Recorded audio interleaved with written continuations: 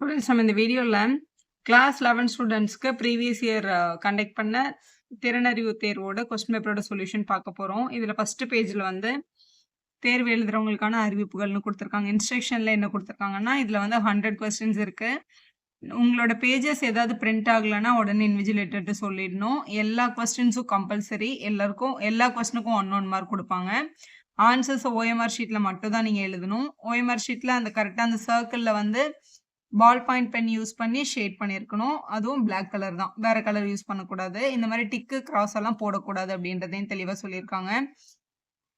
OMR ஷீட்லயோ இல்லை உங்களோட தனியாக நீங்கள் கொண்டு வர ரஃப் ஷீட்லேயோ நீங்கள் எந்த கால்குலேஷனும் போட்டு பார்க்கக்கூடாது. இது இந்த ஷீட்டுக்கு லாஸ்ட்டில் அட்டாச் பண்ணியிருக்க ஷீட்டில் தான் உங்களுக்கு ஏதாவது ஸ்டெப்ஸ் வேணால் நீங்கள் போட்டு பார்த்துக்கலாம். தேர்வு நேரம் முடியறதுக்கு முன்னாடி இந்த கொஸ்டின் பேப்பரையோ இல்லை ஓஎம்ஆர் ஷீட்டையோ ஹாலை விட்டு வெளியே எடுத்துகிட்டு போக முடியாது. ஓஎம்ஆர் ஷீட்டை மட்டும் இன்விஜிலேட்டர்கிட்ட சப்மிட் பண்ணிவிட்டு இந்த வினா தொகுப்பை வந்து நீங்கள் வீட்டுக்கு எடுத்துகிட்டு போயிடலாம். ஏதாவது ஃப்யூச்சரில் உங்களை காண்டாக்ட் பண்ணோன்னா இந்த 7 இலக்க பதிவேன்னு உங்களுக்கு தேவைப்படாது, நீங்கள் குறித்து வச்சுக்கலாம் அப்படின்றதையும் மென்ஷன் பண்ணியிருக்காங்க. நெகட்டிவ் மார்க்கிங்ஸ் எதுவும் இந்த எக்ஸாமில் கிடையாது. ஃபஸ்ட்டு கொஸ்டின் பாருங்கள், ஒரு மேட்ச் தான் ஃபாலோயிங் கொடுத்துருக்காங்க. குணக்கு, தெற்கு, வடக்கு, குடக்கு அப்படின்னு கொடுத்துட்டு அதுக்கு வந்து மேட்சும் கொடுத்துருக்காங்க. இது உங்களோட டெக்ஸ்ட் புக் பேஜ் நம்பர் 27 இருக்குது. ஸோ கிழக்கு அப்படின்றத வந்து குணக்கு அப்படின்னு இன்னொரு பேரும் இருக்கு. கிழக்குல இருந்து வீசுற காற்றுக்கு பேர் கொண்டல் அப்படின்னு சொல்றாங்க. அப்போ குணக்கு அப்படின்றத கொண்டல் கூட மேட்ச் பண்ணியிருக்கணும். அதே மாதிரி மேற்கு அப்படின்றதுக்கு வந்து குடக்கு அப்படின்ற ஒரு பேரும் இருக்கு. மேற்கு திசையில இருந்து வீசுற காத்துக்கு வந்து கோடை அப்படின்ற பெயர் இருக்கு அப்படின்றதையும் சொல்லியிருக்காங்க. அதே மாதிரி வடக்குல இருந்து வீசுற காற்று வந்து வாடை அப்படின்னு சொல்லப்படுது. அது மாதிரி தெற்கில இருந்து வீசும்போது தென்றல் காற்று அப்படின்னு சொல்றாங்க. ஸோ இப்போ இந்த மேட்ச் பார்க்கும்போது ஃபர்ஸ்ட் வந்து குணக்குனா கிழக்கு திசையை குறிக்குது. கிழக்கு அப்படின்றதுக்கு வந்து கொண்டல்ன்ற பேரை நம்ம பார்த்தோம். ஸோ இதில் வந்து செகண்ட் ஆப்ஷன் இருக்குது, முதல்ல லாஸ்ட்டில் மட்டும்தான் இருக்குது. அது ரெண்டுத்துல ஒன்று தான் கரெக்டான ஆப்ஷன். ஸோ அதுக்கப்புறம் செகண்ட் வந்து தெற்குனா தென்றல் அப்படின்னு பார்த்தோம். ஃபர்ஸ்ட் ஆப்ஷன் வரணும். ஸோ ஃபர்ஸ்ட் ஆப்ஷன் இங்கே தான் இருக்குது. ஸோ கண்டிப்பாக தான் உங்களோட சரியான பதில். அடுத்த கொஸ்டின் பார்க்கலாம். பொழிந்த என்ற சொல்லிற்குரிய சரியான பகுப்பு முறை எது அப்படின்னு கேட்டிருக்காங்க. பொழிந்தவ பிரிச்சா எப்படி வரும்னு கேட்டிருக்காங்க. பொலி பிளஸ் இத்து போட்டு பிராக்கெட்ல வந்து இந்து போட்டிருக்கணும். ஏன்னா இத்துன்றது வந்து சந்தி, இந்து வந்து ஒரு விகாரம். இத்து பிளஸ் அப்படின்னு எழுதியிருக்கணும். இதான் சரியான பிரித்தல். இங்க இருக்கு பாருங்க, செகண்ட் ஆப்ஷன் தான் சரியா இருக்கு. அடுத்து தாளாண்மை என்னும் தகைமைக்கண் தங்கிச்சை வேளாண்மை என்னும் செருக்கு இக்குறள் ஓரிசைச்சு இருக்கக்கூடிய வாய்ப்பாடு என்ன அப்படின்னு கேட்டிருக்காங்க. ஓரைசை சேர்ல நேர் மட்டும் வந்ததுன்னா நாள், நிறை வந்தா மலர், நேர்புனா காசு, நிறைபுனா வந்து பிறப்பு அப்படின்றத நம்ம பார்த்துருக்கோம். இதுல உங்க புக்ல இருக்கு. இதுல செருக்குன்றது 2 குறில் வந்துட்டு அதுக்கப்புறம் உச்சி வரதல் நிறைபுல வரும். அதனால இது பிறப்பு அப்படின்றது தான் சரியான பதில். அடுத்தும் ஒரு மேட்ச் த ஃபாலோயிங் தான் கேட்டிருக்காங்க. கொம்பு, தேம்ப, படலை, துணரி உங்களுக்கு வந்து என்ன சரியான பெயர்கள் அப்படின்னு கேட்டிருக்காங்க. இது உங்களோட டெக்ஸ்ட் புக் வந்து பேஜ் நம்பர் 5 இருக்கு. இதுல வந்து இங்க பாருங்க, கவை அப்படின்னா அது வந்து மாபெரும் கிளை. கொம்பு அல்லது கொப்பு அப்படின்னு சொல்றது கவையோட ஒரு பிரிவு அப்படின்னு சொல்லியிருக்காங்க. கிளை கொம்பின் பிரிவு, சினை வந்து கிளையின் பிரிவு, இந்த மாதிரி இங்க கொடுத்துருக்காங்க.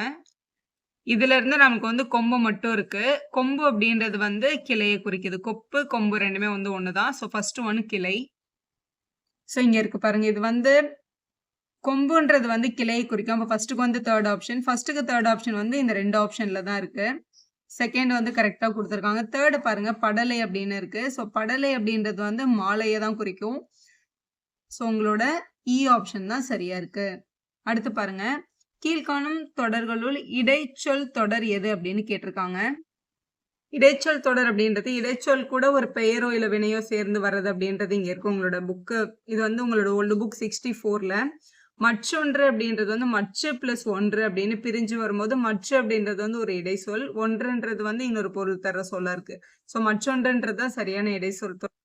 ஸோ மற்றொன்று கொடு அப்படின்னு வந்திருக்கு பாருங்க. இதுதான் மற்றொன்று தான் இதுல இடைச்சொல்ல குறிக்கும். தொடர்ன்றத தொடர்ந்து வந்து சொற்கள் வர்றதுனால. கொஸ்டின் 6 பாருங்க, மையுடையனே நெடுவரையே இம்மெய்கீர்த்தி தொடரின் குறிப்பு பொருள் என்ன அப்படின்னு கேட்டிருக்காங்க. இது உங்களோட மெய்கீர்த்தி லெசன்ல இருக்கிற உங்களோட அந்த செய்யுள்ளே இருக்கு பாருங்களேன், இங்க இருக்கு பாருங்க. மெய்யுடையன நெடுவரையே அப்படின்றதோட பொருள் வந்து உங்க புக்லயே இருக்கு. நெக்ஸ்ட் இங்க பாருங்க, நீண்ட மலைகளை இருள் சூழ்ந்தவையா இருக்கு. என்னன்னா நாட்டில் வறுமை இருள் இல்லை அப்படின்றதான் அதோட பொருள். ஸோ அதான் அங்க கொடுத்துருக்காங்க. இங்க பாருங்க, நாட்டில் வறுமை இருள் இல்லைன்ற கடைசி ஆப்ஷன் தான் சரியானது. அடுத்து பாருங்க, காவிரி பாய்ந்தது அப்படின்றது என்ன? கேட்ட பாடல், நண்பா எழுதி, தொடர்களோட தொடர் முறைகள் வரிசைப்படுத்தி எழுது அப்படின்னு சொல்லியிருக்காங்க. இதில் ஃபர்ஸ்ட் கடைசியில இருந்து பார்க்கலாம். நண்பா எழுது அப்படின்னு வந்து நண்பா அப்படின்னு விழித்து கூப்பிடுறாங்களா, அது வந்து ஆக்சுவலாக ஒரு விழித்தொடரில் வரும். ஸோ கடைசி ஒன் வந்து விழித்தொடர் தான். இதில் ஃபர்ஸ்ட் லைன் லாஸ்ட் லைன் தான் கடைசியில் விழித்தொடர் இருக்கு. இது ரெண்டுத்துல ஒன்று தான் கரெக்டான ஆப்ஷன் அப்படின்னு தெரிஞ்சுக்கோங்க. அடுத்து பாருங்க, கேட்ட பாடல் அப்படின்னா கேட்ட அப்படின்னு சொல்லும்போது அது வந்து நம்மளுக்கு வந்து கம்ப்ளீட் ஆகாது. ஸோ அது வந்து ஒரு எச்ச தொடர், அது பெயரெச்சம். ஏன்னா பின்னாடி வர்றது வந்து ஒரு பெயர் சொல் கொண்டு முடியறதுனால இது வந்து பெயரெச்ச தொடர் அப்படின்னு சொல்லுவாங்க. ஸோ ஃபர்ஸ்ட் ஒன் வந்து காவிரி பாய்ந்தது அப்படின்னு ஒரு தொடர் வந்திருக்கு. இது வந்து ஒரு எழுவாய் தொடரை குறிக்குது. அதனால இது ஃபர்ஸ்ட் ஆப்ஷன் தான். இது 3 கரெக்டா இருக்கு. இது உங்க டெக்ஸ்ட் புக்ல 63ல இருக்கு. இதுல பாருங்க, உங்க புக் 63ல எழுவாய் தொடர்கள்ல காவிரி பாய்ந்தது கொடுத்துருக்காங்க பாருங்க. காவிரி பாய்ந்தது என்னன்றதான் நம்மளோட கொஸ்டின்ல இருந்தது. மாதிரி கேட்ட பாடல் கேட்டிருந்தாங்க, பெயரெச்ச தொடர்ல இருக்கு பாருங்க. நண்பா எழுது கேட்டிருந்தாங்க, அதுவுமே எக்ஸாம்பிள் இருக்கு பாருங்க, வெளி தொடர்ல இருக்கு. அடுத்து பாருங்க, பொருந்தமற்று அவன் தன் அல்குறை இருத்தல் பொன்மேனில் பின் செல்வதாதல் அப்படின்ற காசி காண்டத்தோட செயல்ல என்ன இல்லற பண்பு வந்து போற்றப்பட்டிருக்கு அப்படின்றது உங்களோட கேள்வியில இருக்கு. உங்க புக்ல இருக்கு பாருங்க. ஸோ காசி காண்டம்ல வந்து விருந்தோம்பல் முறைகள் பத்தின செயல் தான் இருக்கு. இந்த லெசன்ல தான் இங்க கொடுத்துருக்காங்க. இந்த லைன்ஸ் தான் நமக்கு வந்து கேட்டிருக்காங்க. பொறுத்து மற்றன் செல்வதால் இந்த 2 லைனும் கொடுத்துட்டு இதுல எதை பத்தி பேசியிருக்காங்கன்னு சொல்லியிருக்காங்க. விருந்தோம்பலை பத்தி தான் பேசியிருக்காங்க இந்த செயல் ஃபுல்லாவே. விருந்தோம்பல் தான் சரியான ஆப்ஷன். அடுத்து பாருங்க, ஒரு மொழியில் உணர்த்தப்பட்டதை வேறொரு மொழியில் வெளியிடுவது மொழிபெயர்ப்பு என்று கூறியவர் யார் அப்படின்னு கேட்டிருக்காங்க. மொழிபெயர்ப்பு லெசன்ல டெக்ஸ்ட் புக்ல ஃபர்ஸ்ட் லைனே அதுதான் பாருங்க. ஒரு மொழியில் உணர்த்தப்பட்டதை வேறு ஒரு மொழியில் வெளியிடுவதுன்னு சொன்னவர் யாருன்னு கேட்டிருக்காங்க. மனவை முஸ்தபான்றது தான் சரியான பதில். செகண்ட் ஆப்ஷன்ல இருக்கு பாருங்க, அதான் நீங்க செலக்ட் பண்ணியிருக்கணும். அடுத்து பாருங்க, நாற்று என்னும் சொல் குறிப்பிடுவது எதோட இளநிலைன்னு கேட்டிருக்காங்க. நாற்றுன்றது நெல், கத்தரி முதலியவற்றுள்ள இளநிலை நீங்க கொடுத்துருக்காங்க பாருங்க.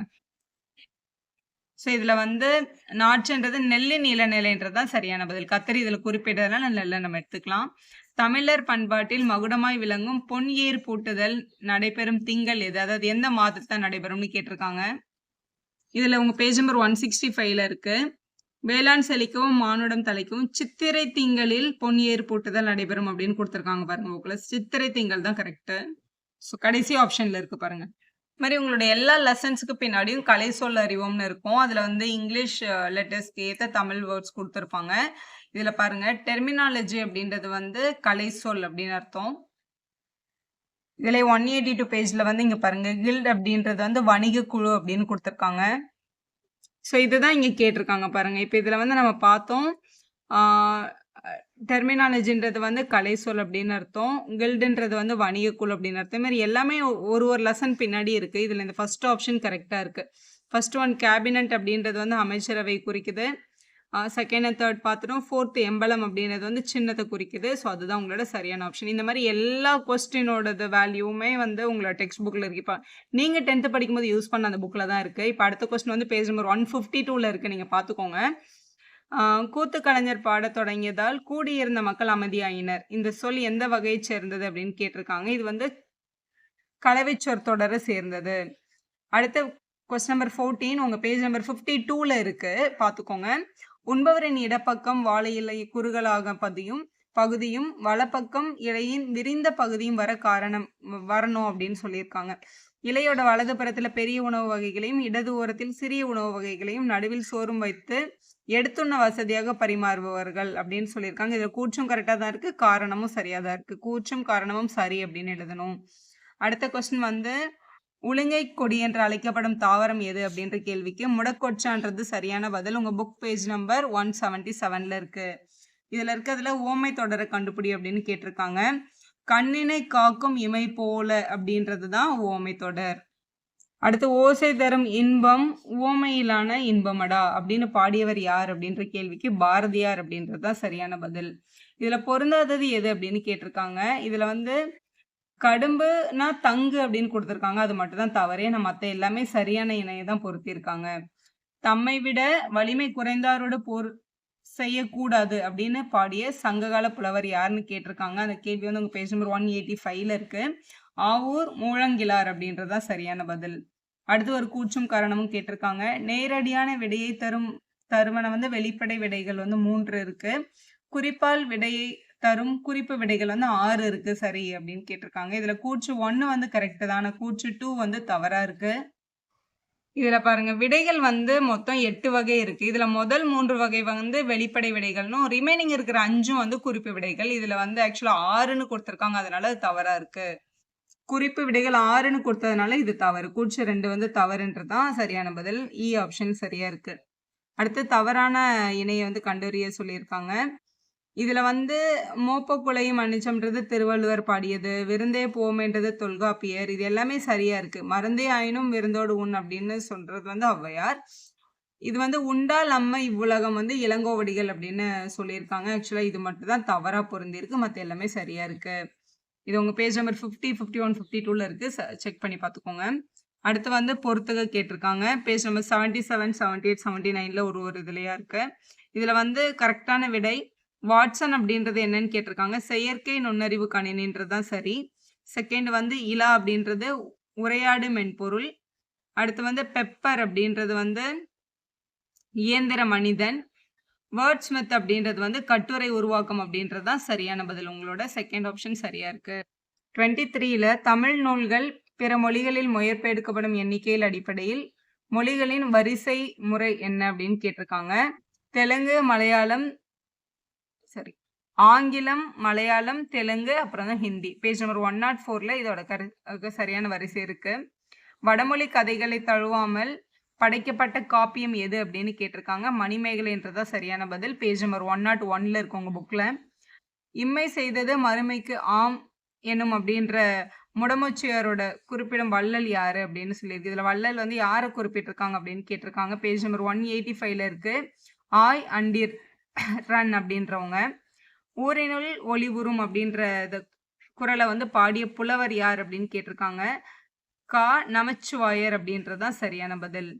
கொஸ்டின் நம்பர் 27ல கோடை விடுமுறைக்கு கொல்லிமலை செல்கிறேன் என்ற தொடரில் உள்ள வலுவமைதி எது அப்படின்னு கேட்டிருக்காங்க. கால வலுவமைதி இதுல இருக்கு. பேஜ் நம்பர் 91ல இருக்குது. சோவியத் நாட்டு விருது பெற்ற ஜெயகாந்தனின் படைப்பு எது அப்படின்னு கேட்டிருக்காங்க. இமயத்துக்கு அப்பால் அப்படின்ற நூல். பேஜ் நம்பர் 204ல இருக்கு உங்க டெக்ஸ்ட் புக்ல. கல்லாமையை இல்லாமை ஆக்குவோம் என்ற தொடரில் கல்லாமை என்னும் சொல்லின் இலக்கண குறிப்பு எது அப்படின்னு கேட்டிருக்காங்க. எதிர்மறை தொழிற்பெயர் அப்படின்றது தான் இதோட சரியான பதில்.